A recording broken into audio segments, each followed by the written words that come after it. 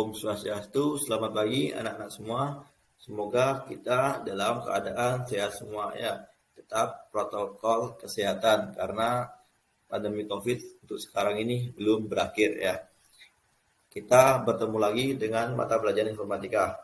Hari ini kita akan belajar yaitu adalah tentang perangkat keras dari sebuah komputer. Nah, langsung saja.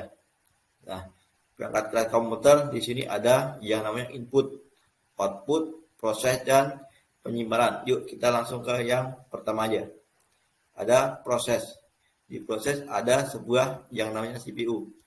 CPU adalah perangkat keras yang berfungsi untuk pusat pengendali pemrosesan pada sebuah komputer ya. Jadi komputer itu dikendalikan di CPU. Nah, istilahnya kalau di motor ada mesin. Selanjutnya ada perangkat penyimpanan. Perangkat penyimpanan adalah semua jenis perangkat kelas komputasi yang digunakan untuk menyimpan foto, video, dan objek data. Perangkat penyimpanan dapat menyimpan, menyalin banyak informasi, baik permanen ataupun sementara. Nah, di sini ada macam-macam perangkat penyimpanannya. Yang pertama ada hard disk, ada SSD, ada flash disk, dan SD card. Hard disk sama SSD itu yang sama. Biasanya digunakan untuk penyimpanan sebuah komputer, bisa program atau sistem operasi. Yang ketiga flash disk.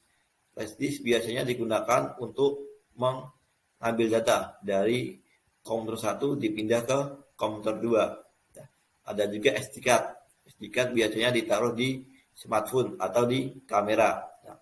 Ada juga Google Drive. Google Drive adalah penyimpanan online yang digunakan di sebuah cloud atau penyimpanan udara. Yang selanjutnya adalah perangkat input. Perangkat input atau masukan bertugas mengirim informasi ke sistem komputer untuk diproses di CPU lah. Tadi input mengirim ke CPU atau perangkat proses tadi. Nah, di sini macam-macamnya. Ada sebuah keyboard, mouse, dan joystick. Nah, keyboard berfungsi untuk memasukkan sebuah kata, teks, dan angka. Mouse untuk menggerakkan sebuah kursor di sebuah komputer. Yang ketiga adalah joystick. Joystick biasanya digunakan untuk main sebuah konsol game, misalkan PS5 atau PS4. Yang selanjutnya ada perangkat output. Perangkat output atau perangkat masukan yang menghasilkan tampilan dari sebuah input tadi yang sudah diproses di sebuah CPU. Nah, macam-macam output apa aja? Nah, ada banyak. Di sini ya, salah satunya ada sebuah monitor. Nah, monitor biasanya digunakan untuk menampilkan sebuah ketikan tadi yang diketik di keyboard, diproses di sebuah CPU lalu ditampilkan di monitor. Ada speaker. Nah, speaker tersebut menampilkan yaitu suara. Biasanya suara tampilkan waktu kita play musik, video, dan lain-lain. Ada proyektor. Proyektor biasanya digunakan untuk menampilkan gambar dan suara. Ya, biasanya kan kita nonton bola bareng-bareng.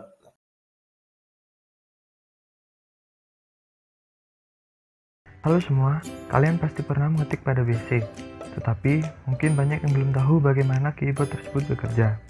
Nah, pada video kali ini, saya akan menjelaskan bagaimana keyboard bekerja sampai menghasilkan output. Misalnya kita mengetik huruf Y. Ketika huruf Y ditekan, keyboard akan mengirimkan perintah. Perintah akan masuk ke dalam keyboard prosesor. Keyboard prosesor bertugas untuk mencocokkan inputan dengan kode binarnya. Selanjutnya, keyboard prosesor ini mengirimkan sinyal kepada RAM. Sementara itu, keyboard prosesor juga mengirimkan sinyal kepada keyboard controller melalui bus. Bus adalah penghubung antara komponen-komponen di dalam sistem komputer.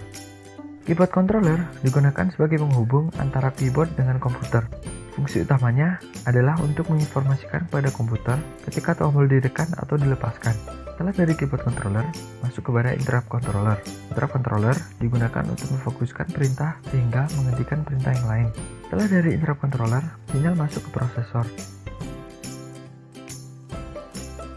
Pada CPU terdapat 3 bagian utama, yaitu control unit, arithmetic logic unit atau ALU, dan register. Pertama-tama, perintah akan dikirimkan ke control unit. Control unit adalah bagian yang bertugas untuk mengontrol segala apapun pada prosesor. Bila instruksi merupakan perhitungan logika atau aritmatika, maka ia dibawa ke ALU untuk diproses. Hasilnya akan ditampung di akumulator. Setelah itu, perintah akan dikirimkan menuju register untuk disimpan sementara. Yang selanjutnya akan dikembalikan menuju ALU. Kembali lagi ke control unit,